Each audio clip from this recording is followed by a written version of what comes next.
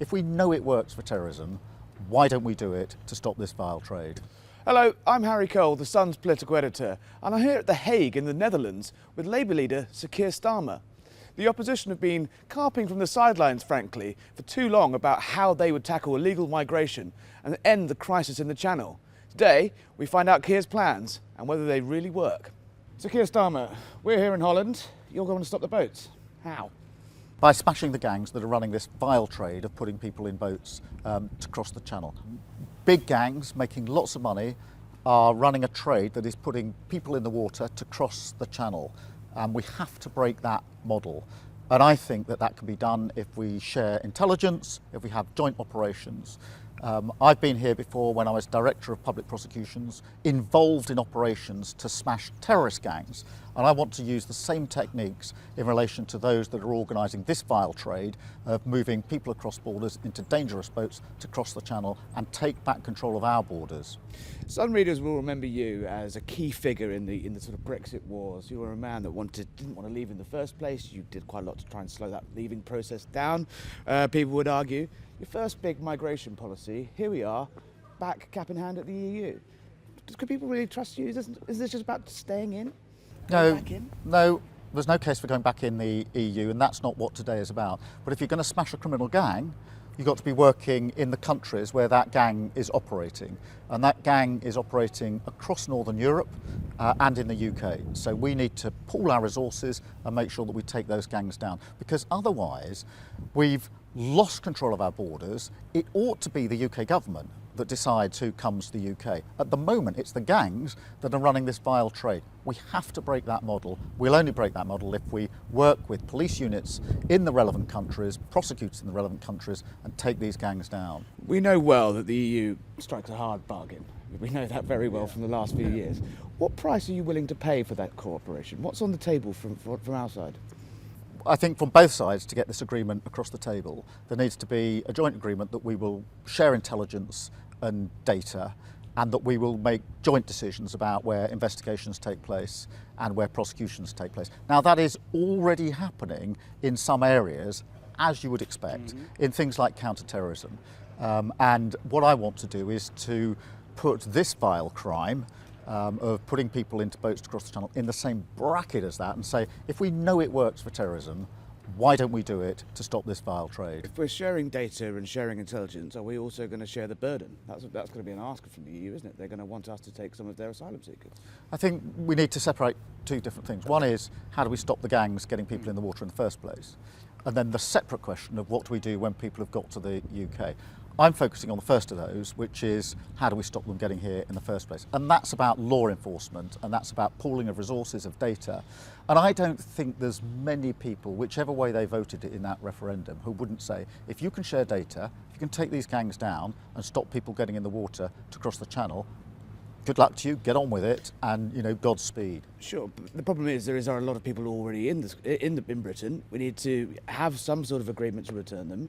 You know, we had the Dublin Agreement when we were in the EU, but it didn't work. Why is your plan going to be any different? Well, the problem we've got at the moment is that we've got an ever-growing number of people who've arrived in the UK because the government's lost control of the borders, who are in limbo. So the statistic that sticks in my mind, of all the people that arrived by a small boat in the last year, 1% have had their claims processed. So we're nowhere near being able to return any of them anywhere because decisions haven't been made. So we need to have decisions made. And yes, a returns agreement then would be helpful. The Prime Minister knows that. I know that. That would have to be negotiated.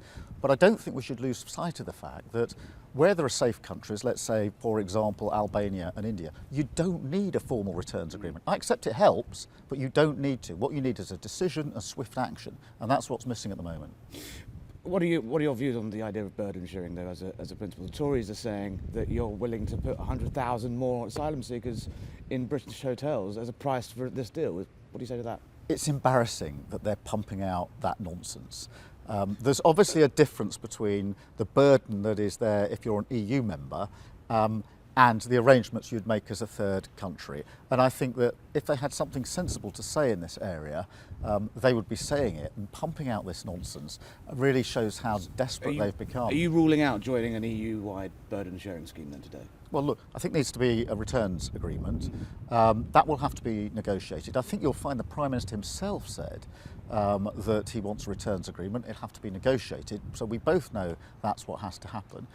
In opposition, I'm not in a position to negotiate that, nor have I spoken to anyone about that. On the principle of it, two things. One, if we were joining a burden sharing scheme, we'd represent about just over 1 in 10 of the EU population. So would you be willing to take that 13% number as our share of the EU asylum seekers? This number is a nonsense number. It's come from the EU Commission. I know where it's come from. It's come from the government who are desperately pumping out. They're out there trying to get you to put a number on it. They're so worried that we are right about saying we should smash the gangs that they've resorted to this tactic. It doesn't surprise me in a way of pumping out complete nonsense. I'm not talking about a returns agreement today. That's not what happens at Eurojust. That is something separately to be negotiated.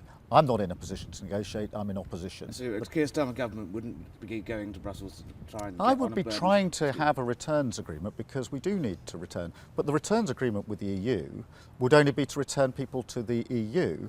Actually, what we need to do is to have speedy decisions so we can return people who shouldn't be here back to their country of origin. On the other side of the coin, though, that just to get a data sharing plan or an intelligence sharing plan with this lot behind us, you're going to have to sign up to EU rules that we're not going to have any say in how they're actually drawn up. Are you happy with that? Are you happy to be a rule taker to get the deal with it? Well, in many senses, in the security field, as you'll appreciate, the rules are the same, whether it's the UK or the EU. But the barrier at the moment is not the rules, it's the fact that we don't have an agreement to share the data in the first place. And we need to change that. And I don't think there's anybody, particularly when it comes to things like counter-terrorism, who wouldn't say it obviously makes sense to share this data. It would be unforgivable if there were any kind of serious offence in the UK that could have been prevented. But what I want is the same determination and mindset when it comes to serious organised immigration crime as there is to terrorism. If we can make that leap and put that agreement in place, then I think we can take these gangs down, and the sooner the better. You've made a big play of increasing funding for the National Crime Agency and taking money from Rwanda, the Rwandan scheme that hasn't yet got off the ground, and diverting it to tackling the small boats more domestically. But the National Crime Agency themselves have said that there needs to be some form of deterrent as well, working hand in hand with smashing the gangs. Don't you accept that? I think the biggest deterrent is to take down the gangs. And until you do that... They've been trying to do that for 5 years, and it hasn't, do you not think it's a matter of just more money, or...? Well, we haven't had an agreement in place for a number of years, and that's what I'm talking about today. But it depends which end of the telescope you look at this at. The Prime Minister is looking at the end that says, what about Rwanda, what about barges? That is looking at the problem that he's created when so many people have come to the UK. I'm looking at the other end, which is how do we stop this in the first place and smash these gangs? And I think that's the proper place to start. Say the Supreme Court comes back in October and says the Rwandan scheme is legal. Flight takes off pre-election. The policy was shown to have some form of deterrent. You'd ground it on principle. Well, a number of things about that. The first is it cost a fortune, absolute fortune, and the numbers are tiny. At the moment, we've paid, about £140 million, and the only person who's gone to Rwanda is the Home Secretary. That is not a good use of taxpayers' money. So it's not value for money, it doesn't work. And I think that you're better off looking at the other end of the telescope, which is how do you stop this happening in the first place? But you wouldn't do any form of third country deportation scheme? Well, look, we will have to come up with, practical solutions to a problem not of our making, but we need to process the claim, get decisions, and get people returned to where they came from. That is the way to crack this.